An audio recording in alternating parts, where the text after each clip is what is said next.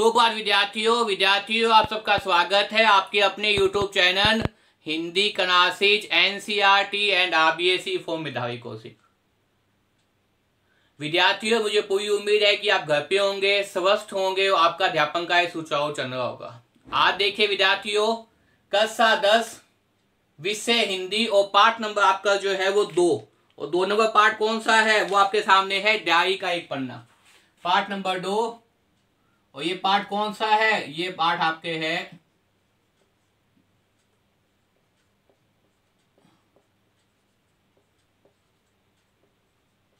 Diary का एक पन्ना। जो पाठ है ये कौन सी विधा आपके जो है वो किताब लगती है? सपस, जो आपकी बुक है सपस। और सपस के अंदर भी कौन सी विधा विद्यार्थियों? गद्य विधा। काव्यखंड चल रहा था इससे पहले, शुरुआत में मैंने गद्य का पाठ कराया था, बड़े भाई साहब प्रेमचंद का द्वारा लिखी हुई कहानी थी। उसके बाद मैंने जो है वो आपके पद्य भाग का पाठ कबीरदास जी, कबीर की दास जी वो साखिया थी, उसको विस्तार से समझाया। आज मैं आपको पुनः गद्य खंड का एक भाग, पाठ नंबर 2। और पाठ नंबर 2 कौन सा है? डायरी का एक पन्ना। कौन सा है विद्यार्थियों? डायरी का एक पन्ना। और लिखने वाले कौन है? सीताराम। राइटर कौन है विद्यार्थियों? सीताराम। आपके सामने सीताराम सैकेसिया, इनका पूरा नाम है ये।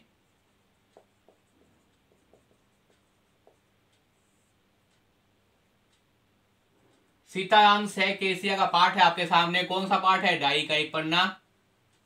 बहुत ही महत्वपूर्ण पाठ है, कहीं ना कहीं देश की आजादी से संबंधित पाठ है। किस प्रकार से जो है वो जब देश आजाद नहीं हो पाया था और 26 जनवरी 1931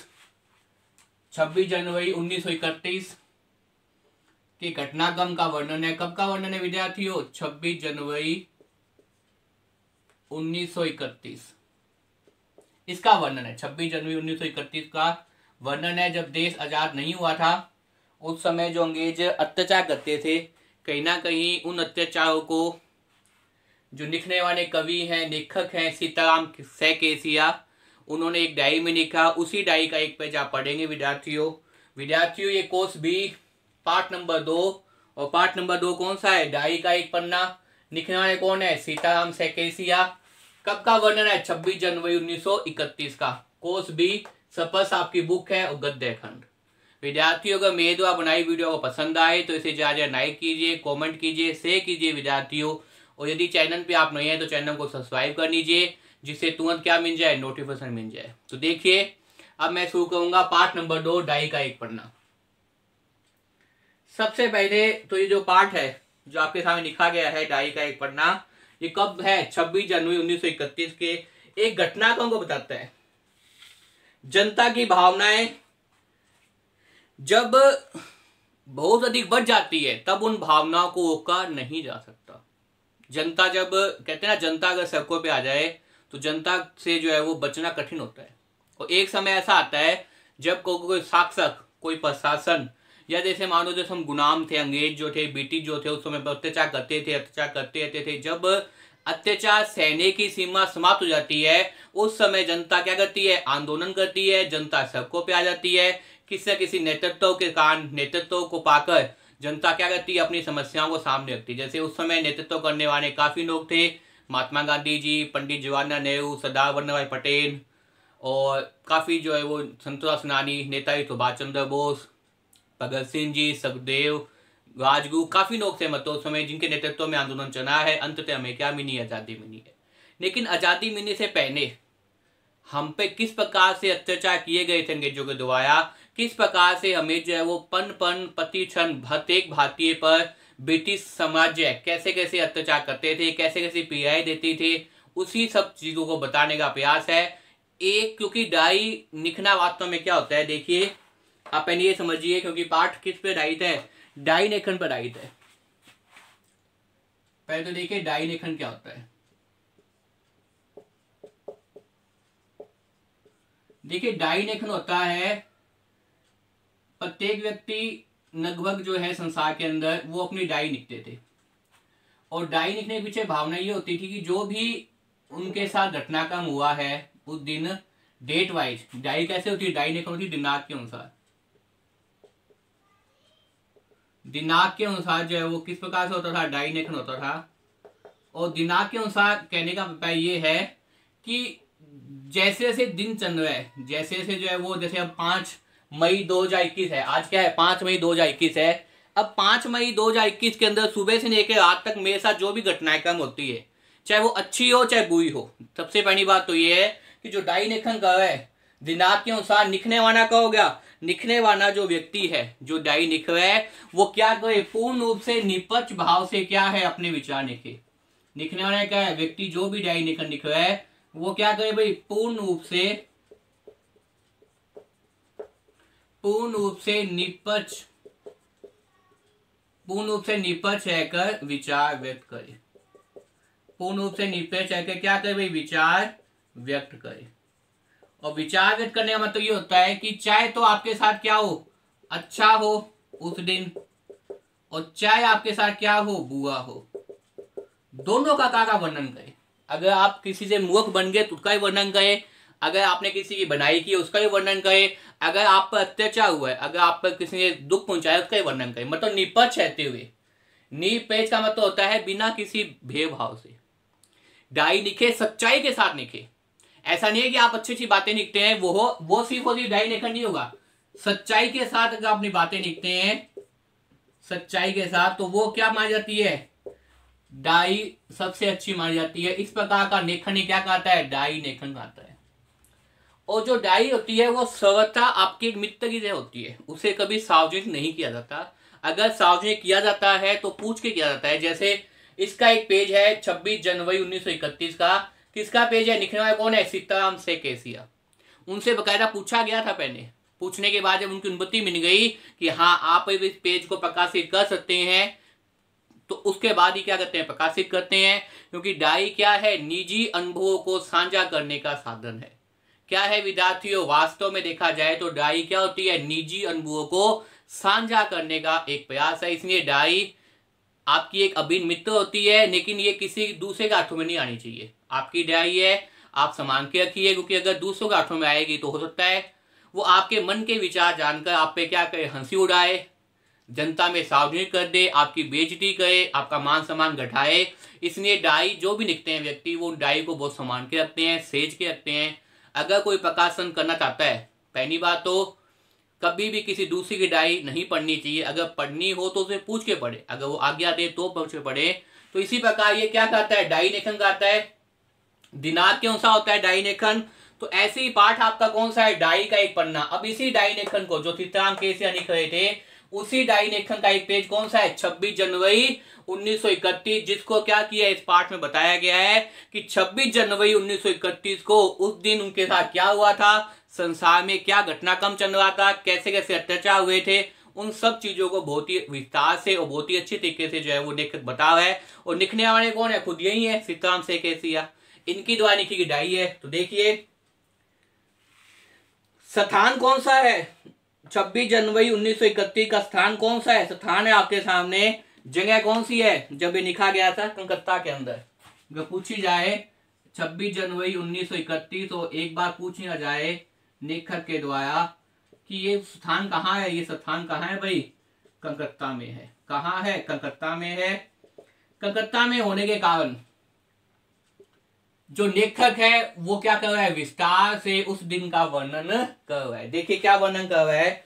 सबसे पहले देखिए पाठ में लेखक ने आजादी की इच्छा रखने वाले अंगरित लोगों में से एक थे। सबसे पहली बात तो ये जो पाठ है वो मैंने बताया है देश की आजादी से संबंधित है। किससे संबंधित है, ये जो पाठ है, संपूर्ण जो पाठ, ये कहीं ना कहीं देश की आजादी से संबंधित है। स्थान कौन सा है, स्थान है आपके सामने कलकत्ता। और किससे संबंधित है भाई, देश की आजादी से संबंधित है।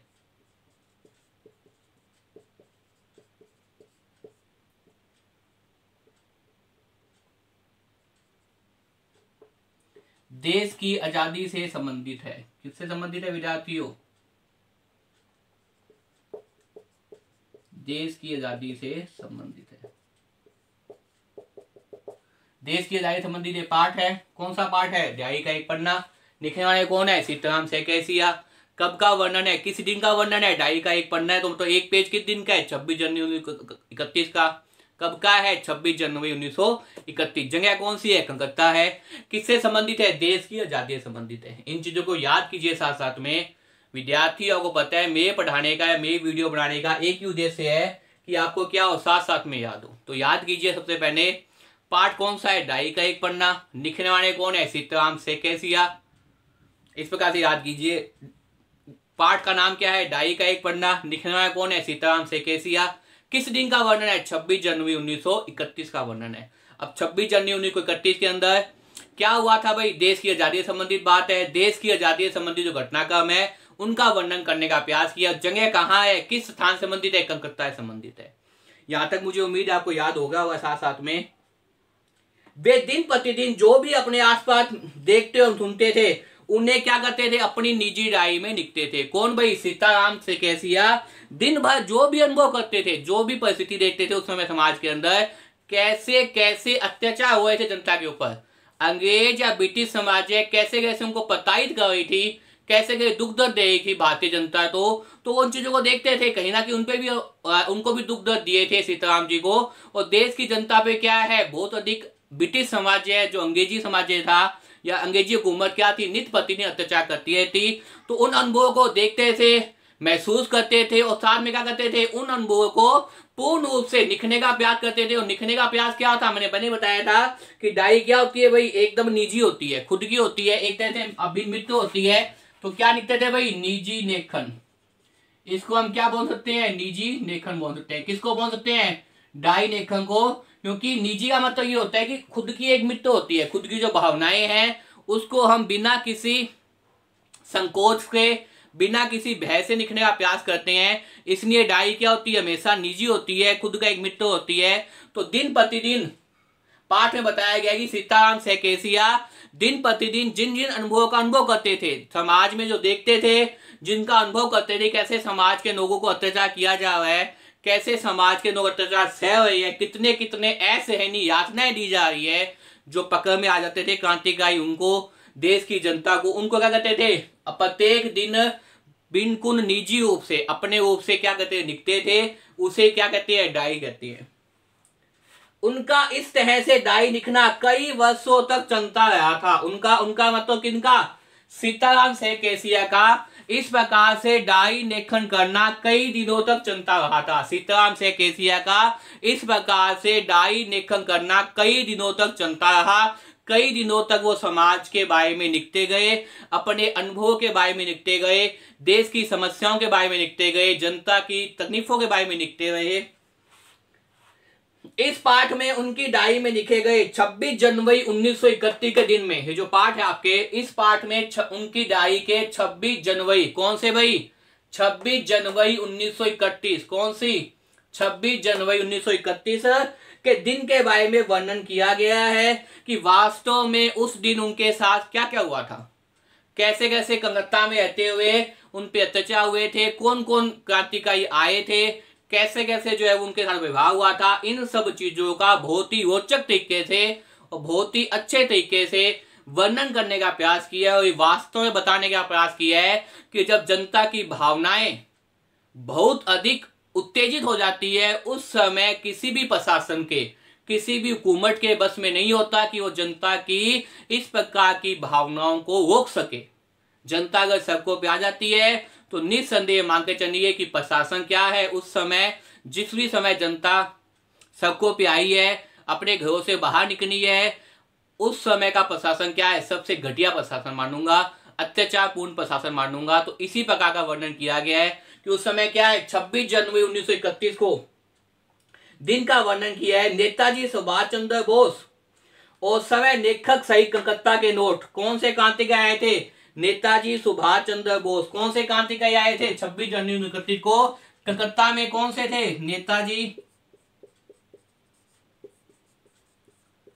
सुभाष चंद्र बोस। नेताजी कौन है भाई, सुभाष चंद्र बोस, और साथ में कौन है, समय लेखक, और लेखक कौन है, सीताराम सेकेसिया। नेताजी सुभाष चंद्र बोस और कौन भाई, प्लस में समय लेखक लेखक कौन है? सीताराम सैकेसिया। देश के दूसरा स्वतंत्रता दिवस जिस उत्साह उमंग के साथ मनाया गया, अंग्रेज प्रशासकों ने इसे अपराध मानते हुए उन पर विशेषकर महिला काय के तौर पर कैसे कैसे अत्याचार किए हैं। विशेषकर महिला काय के तौर पर कैसे कैसे अत्याचार किए हैं, कैसे कैसे जो है उनको प्रताड़ित किया है, कैसे कैसे उन पर जुल्म किया है। इस पाठ के अंदर बहुत ही संजीवता के साथ, संजीवता का मतलब होता है ऐसा वर्णन कि हमें आंखों देखा वर्णन हो, वही ही संजीवता। और संजीवता का मतलब होता है कि ऐसा लगता है कि हमारे सामने क्या है, वो घटनाक्रम हो है, हम वहां उस समय पहुंच गए हैं। अगर हमारी आंखों के सामने वो 10 से दिखाई देने प्रारंभ हो जाते हैं तो वो क्या होती है? संजीवता होती है। वो उस रचना की सबसे बड़ी विशेषता मानी जाती है, सबसे बड़ी खूबी मानी जाती है, जो क्या करे, हमें वो 10 से आंखों के सामने दिखा दे। तो ऐसा संजीवता का वर्णन किया है कब? 26 जनवरी 1931 को नेताजी सुभाष चंद्र बोस। और समय लेखक कौन है? सीताराम सैकेसिया। किस प्रकार से आजादी का दूसरा स्वतंत्रता संग्राम मना रहे थे। वो अंग्रेजों की निगाह में उसे क्या माना गया? अपराध माना गया, भयंकर अपराध माना गया। उन पर अत्याचार किए गए, न केवल उन पर अपितु महिला कार्यकर्ताओं पर क्या किए गए? जुल्म किए गए, प्रताड़ना दी गई, उन पर जो है वो कठोरता से यातनाएं दी गई। उसका बहुत ही संजीवता से वर्णन किया गया है। और यही क्या है, इस पाठ की सबसे बड़ी विशेषता भी दिखाई देती है। तो मुझे उम्मीद है विद्यार्थियों यहां तक ये पाठ समझ में आ गया होगा। एक बार पुनः बता दूं ये पाठ क्या है। आपकी गद्य विधा स्पष्ट जो बुक लगती है उसका दूसरा पाठ है। पाठ का नाम है डायरी का एक पन्ना। लिखने वाले कौन है? सीताराम सैकेसिया। डायरी का एक पन्ना कौन से दिन लिखा गया? 26 जनवरी 1931 को लिखा गया।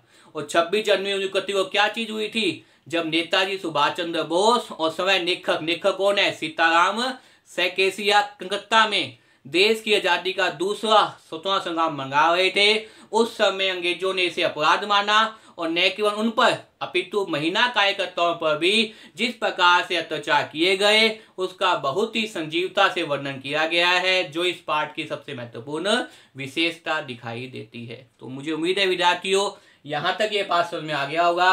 तो बार बार इस वीडियो को देखिए और याद करने का प्रयास कीजिए, क्योंकि पढ़ाने का एक ही उद्देश्य है कि आपको साथ साथ में याद हो।